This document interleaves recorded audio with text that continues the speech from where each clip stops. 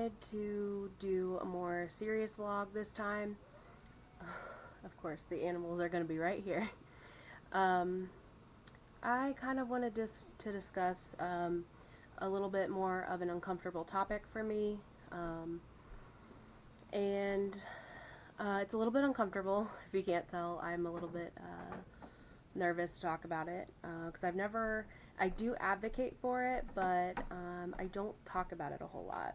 Um, and the big question is, why don't we have a baby? Um, and there's a couple answers to that. Um, One is not due to lack of trying. Um, when I was 17, I discovered that I had PCOS, or polycystic ovarian syndrome. At 17, I really wasn't worried, but I did have a not good gynecologist who basically said, sorry about your luck, you're probably not going to ever have a kid, and handed me my pack of birth control pills and sent me on my way. And so I continued to take the birth control pills, and it did help with my cysts and things like that, but never really thought about the long term of it. So some of these symptoms of PCOS are irregular menstrual cycles, cysts, of course, pelvic pain, depression, anxiety, and of course the big one, infertility. Um, and from that point on, though, I was never uh, romantically, I don't know how to put this, we were never super careful. And I never really thought anything of it until um, I did just start to decide that I wanted to have a baby, and I had been with my husband for, well, it was my boyfriend at the time, but I had been with him for a long time, and we'd kind of had that discussion that we didn't really care if it happened or if it didn't, because we knew that there was a possibility that it may not. Um, so we just didn't really use any kind of protection, and I'm trying to collect my thoughts here. And nothing happened was basically what the long and short of that was. Um, so I um, then around, I think I was like 22, finally decided to go to a infertility specialist, or a fertility specialist. And I knew it was going to cost a lot of money, but I was kind of at a point that I was like, okay, I kind of want to take this a little bit more seriously. If not, getting pregnant now, at least put myself in a better position when I do want that. So I went to a specialist, and one of the things that they do is, blood work and things like that. And the first thing that they did was they took a ultrasound just to make sure that everything looks good. And she was ready to, give me whatever fertility medication that I was wanting. And then she came back in the room and she said, no, I'm going to wait. And I'm like, okay, well, it's fine, but why? And then she said, well, I found something on your ultrasound that sounded a little bit, or looked a little bit concerning to me. It's like, okay, well, that would be Dixie coughing. So I waited a little bit, and I swear that that was the longest 48 hours of my life. She said she was going to, I think I ended up going, I think I did get a CAT scan after that. Yeah, I did. So I went to get a CAT scan, and all this time, like, I'm not knowing, other than, she said she found a mass. I'm not knowing if it's cancerous. I'm not knowing, if what it was, basically. So I'm freaking out. She got the CAT scan results back, and she said, okay, I think it's a cyst. And she said, you know, basically, I want to get you into surgery. And I'm like, okay. This literally within a week went from, we just want to get things checked out, to, okay, you're having surgery. So I'm like, okay. I plan everything with work, and, of course, at this point, like I said, I still don't know, like, what this mass is. Don't know if it's cancer. I don't know what it is. Um, so I end up having the surgery, and she said, I'm going to try to do a cystectomy and just remove the cyst. But then she said, you know, we may have to take the whole ovary. I said, okay. So I kind of prepared myself for that. And she explained to me, you know, basically that having one ovary removed doesn't mean you will never have a kid. It just means that, you know, basically usually the one ovary takes over and you'll ovulate on that side. So I'm like, okay. I had the surgery, and after, almost immediately after the surgery, oh, sorry, let me backtrack here. It ended up only being a dermoid cyst. So, you know, it's basically just like skin cells and things like that. Um, they did take the whole ovary and the fallopian tube on that side. Um, so that was that. No cancer, which was a blessing, obviously. Um, so that's what happened with that. Well, then after that, you know, I kind of discussed with her, well, how long? Because after that, I really felt like, okay, I need to hurry up and try, you know, to get pregnant, because I don't know, you know, what if the other ovary has a cyst at some point or something like that. So I really like kind of kicked it into overdrive. After that, um, I got in contact with her, and she started me on a ovulation induction medication called Clomid. It works for a lot of people, except for people with PCOS. A lot of people with PCOS are resistant to Clomid. So I tried it, different strengths. I think they go in like increments of 50. So I think I went from 50 to 100, and then I think either 150 or 200. Well, none of that worked. I ended up being resistant, except for I wasn't resistant to the side effects. So one of the side effects of that was it's a you know, your hormones are fluctuating. Plus, my body was still regulating from having the ovary out. Well, so I ended up gaining a lot of weight. I was super hormonal. I had the hot flashes and things like that, and all for nothing, basically. So I decided after that just to wait. And, you know, we had just basically not had any, um, weren't using any like kind of protection or anything like that, but we also weren't really trying. So, a couple of years went by, and then when we really got serious was last year when we got married. Right after we got married, um, I was like, okay, you know, right now is a good time. Like, so we really kind of kicked it into overdrive and um, started more aggressive fertility treatments. One drug that really ended up working for me, because my issue was that I didn't ovulate. So we had him tested as well.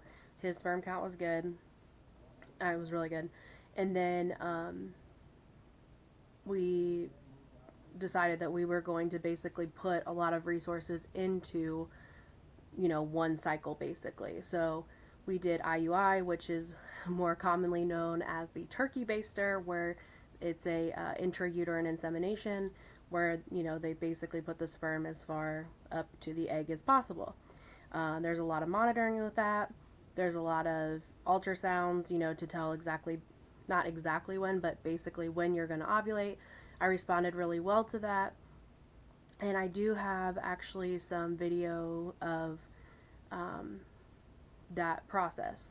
Unfortunately, that didn't work. We did one cycle of that, and the medications I was on, I had to give myself shots and everything. It was just very exhausting, because basically they give you shots of HCG, which is the pregnancy hormone. It made me sick. I was up throwing up a lot, almost every night at like 3 in the morning. And um, after all that, like, I still never ended up getting pregnant. So things go on in our life, and it really like took a lot out of me. So we decided, you know, plus, you know, there were some other things financially and things like that that we just kind of took a break for a while, which is still where we're at right now. Um, so that's kind of my story. Um, a lot of people ask me, you know, what about the infertility that bothers me the most? Like, why do I have such a strong desire to have a baby? or really kind of like what bothers me about it.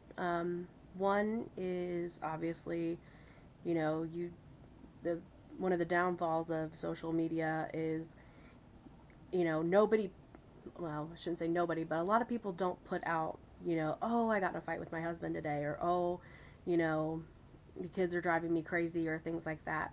When you're scrolling through your news feed, a lot of the things that you see is, you know, everyone, you know, with their new houses and their new babies, and, you know, oh, they're just this perfect family, complete with the white picket fence and the dog. And, you know, yes, I have a husband and he's great. And, you know, we have a lot of things, we're fortunate, but, um, and we can always post our pictures with our animals, but it's just not the same. And it's hard to scroll through and, you know, everyone's on baby number 2, number 3, number 4, number 5, and really all we want is just one.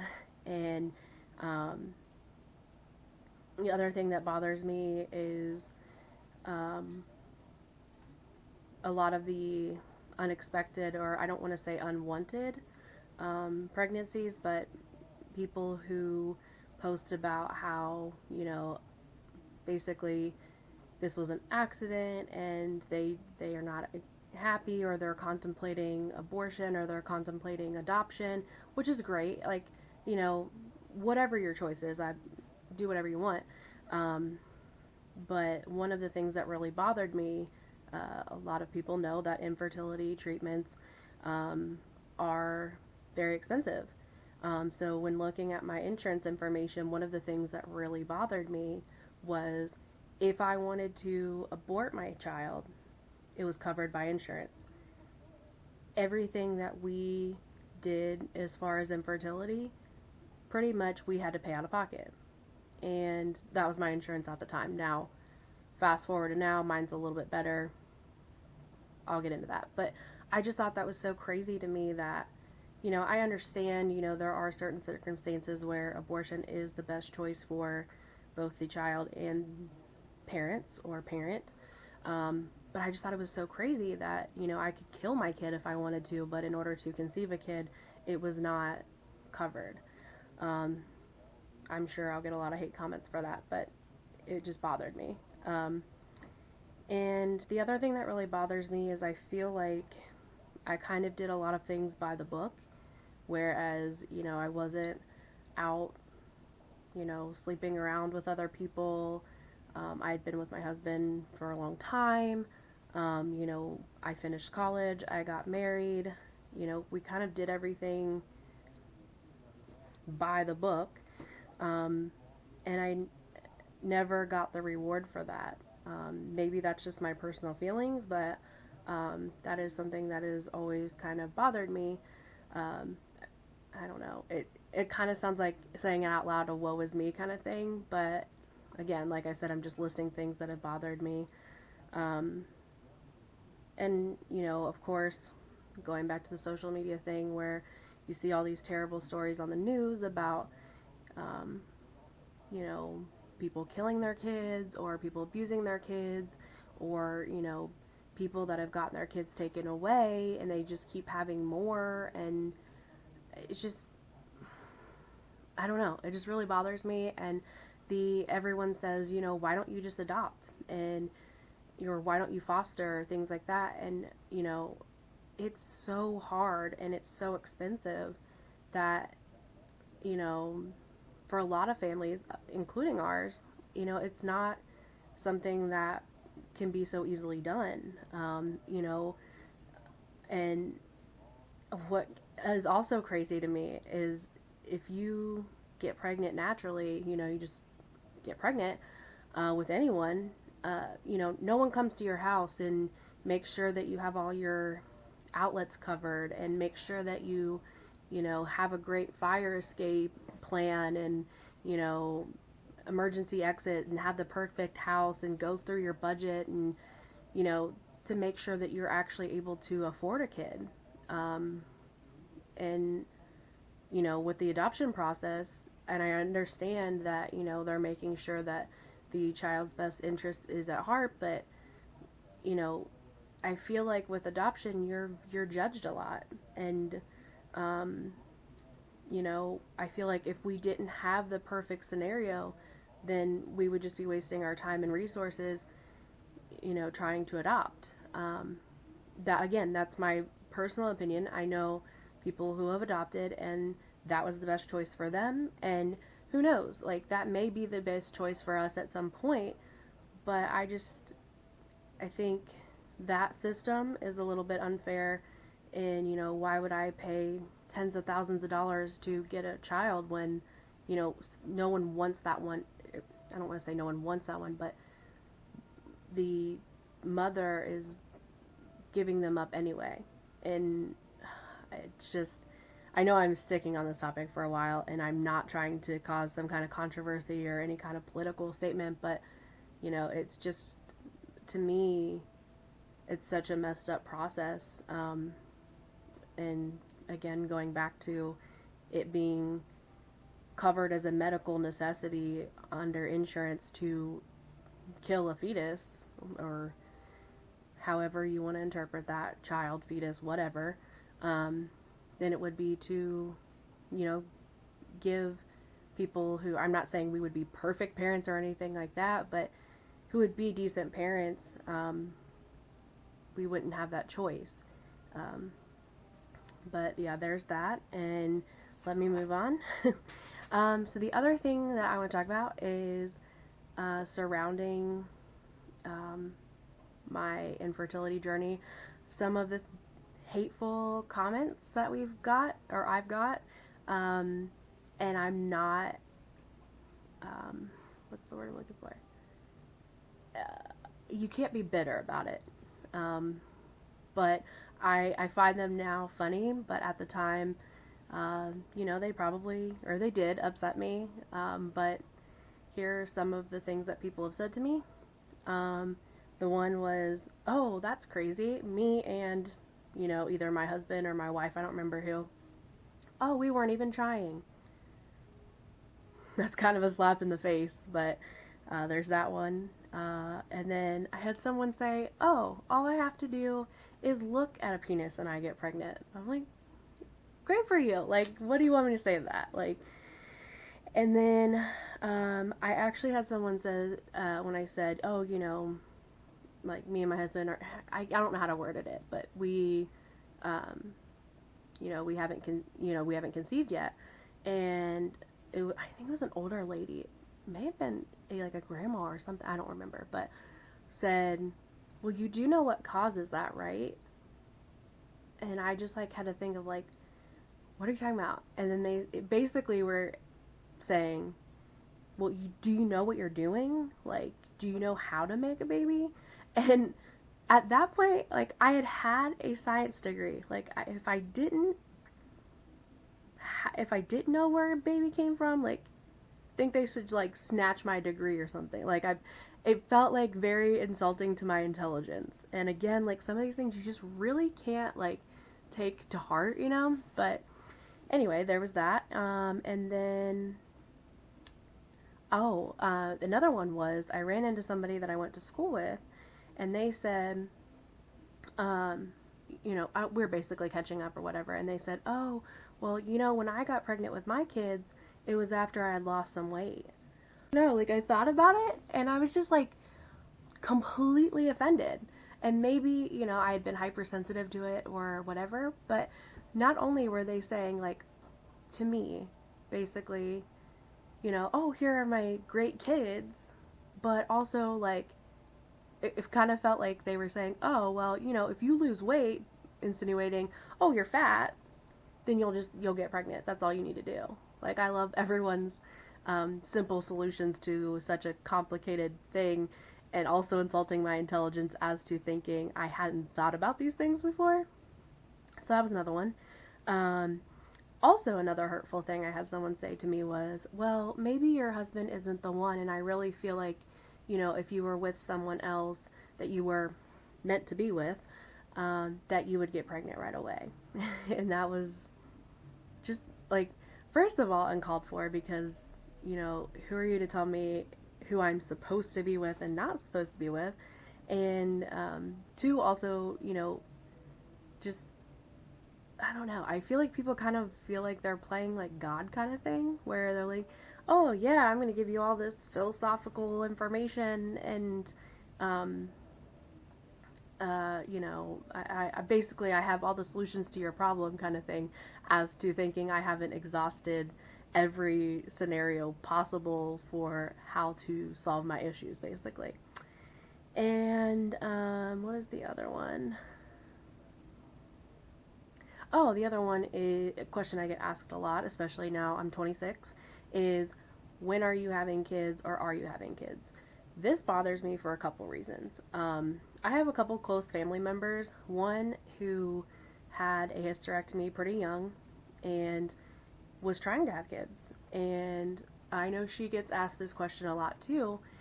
And people don't know. Like, people don't know her backstory. People don't know what she's been through, or that she, had several surgeries or had several, um, you know, exhausting medical procedures done to try to, fulfill her want of having a child. And then I have another cousin who just doesn't want any kids. And that's her choice. And a lot of people, you know, say like, oh, you're a bad person, or oh, you know, why wouldn't you ever, what if basically like what if you get to be 50 or 60 years old and you look back and you regret that or something like that. Like the point is it's no one's business. Like, if I want a kid, if I don't want a kid, or if, you're trying, or, you just don't know, like, what people are going through. And to just ask that kind of stuff is just, like, it's rude. I just, it's not your business, you know? Or the other one is, I know Jenna Marbles was talking about someone saying that she looked pregnant in her videos. And she made a very good point in saying, what if I was trying, or I had just had a miscarriage, or I had just had something happen, or whatever, and you're asking me if I'm pregnant? Like, she said that could be the, like, make or break, set you over the edge kind of thing, and it could be.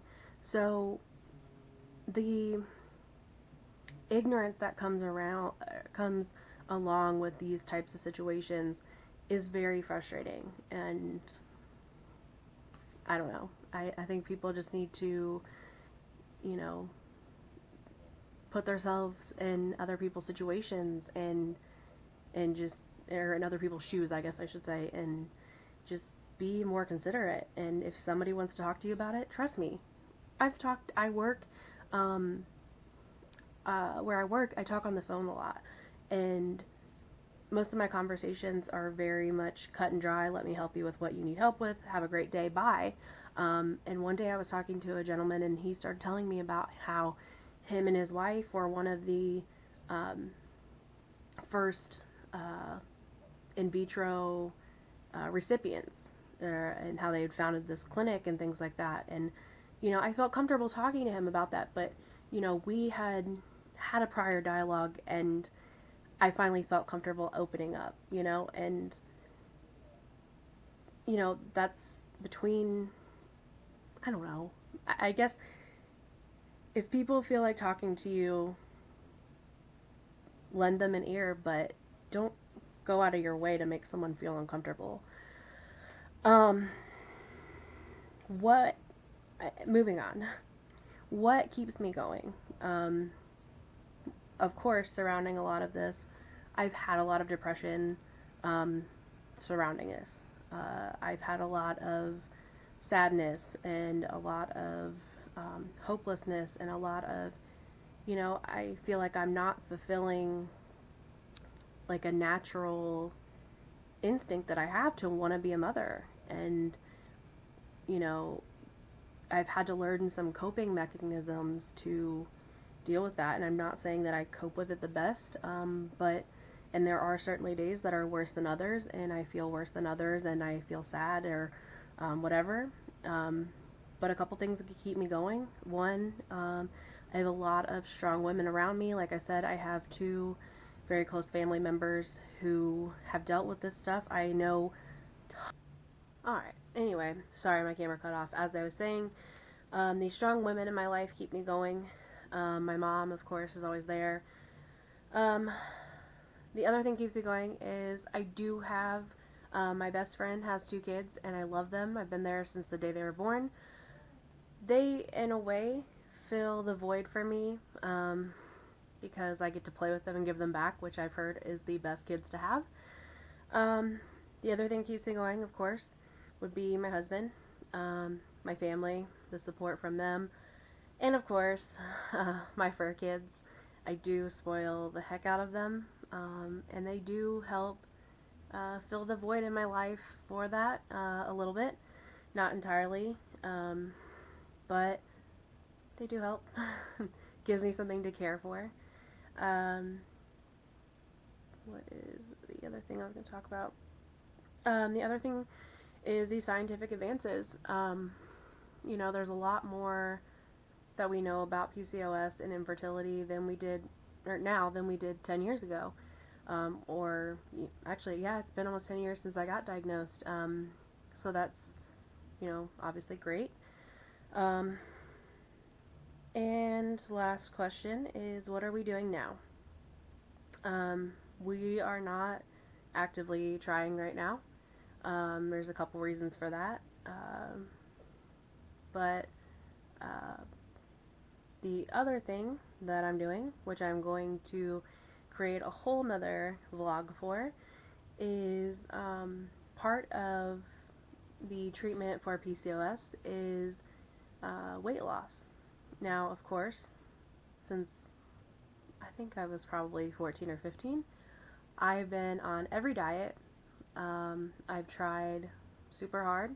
I've had lots of, well, I should say I've been on the diet roller coaster. I've had a lot of times where I've gained and lost and gained and lost. I've struggled with everything from basically starving myself to Weight Watchers to low carb to Atkins to South Beach to you name it. I've seen dietitians. Because of the PCOS, it does make it a lot harder for me to lose weight. So one of the options that I am actually, as sort of a last resort, looking into is weight loss surgery. My parents had it, and they've been really successful with it. And I know a lot of people maybe think of it as the easy way out, but seeing what they've gone through, it's not. My insurance does require that I do a 6-month diet, monitored diet with a dietitian first, to help establish behaviors and diet patterns that will help you after the surgery. I have gone for the last 2 months. Month 1, they just had me basically write down everything I ate. Month 2, I'm currently working on staying under 120 carbs. Of course, I've been off and on with that. And I don't know what month 3 is going to be. I do plan on vlogging that experience, of course. That is one of the exciting things that I have going on. So when I actually met with the doctor, I was actually talking to the dietitian, and she said, now, you do know that this surgery is going to make you super fertile. And the first thing, I mean, she must have thought I was crazy, but I was like, great, like, I'm ready, like, let's do it now. So, I'm hoping that helps. Obviously, I would love for my body to be in a better physical condition prior to having a kid, because, obviously it's healthier for the baby. But, as far as being able to be active with my kids and things like that, I think that would be great. So yeah, that's one of the super exciting things I have going on. Like I said, I will definitely vlog more. I plan on vlogging like kind of at my doctor's appointments and things like that as much as they'll let me. Of course, vlogging before and after the surgeries and things like that. So that will be something exciting coming up. And just, I guess my best way of coping with it is just, it's hard, but you kind of just have to be thankful for the things that you do have. Like I said, I have amazing family. Um, I have my awesome fur children, my husband, and like I said, I do believe that in a way, um, things that are meant to be will happen. So that kind of keeps me going. That, maybe God has a plan for us. I don't know what it is yet, and it certainly is stressful waiting for it.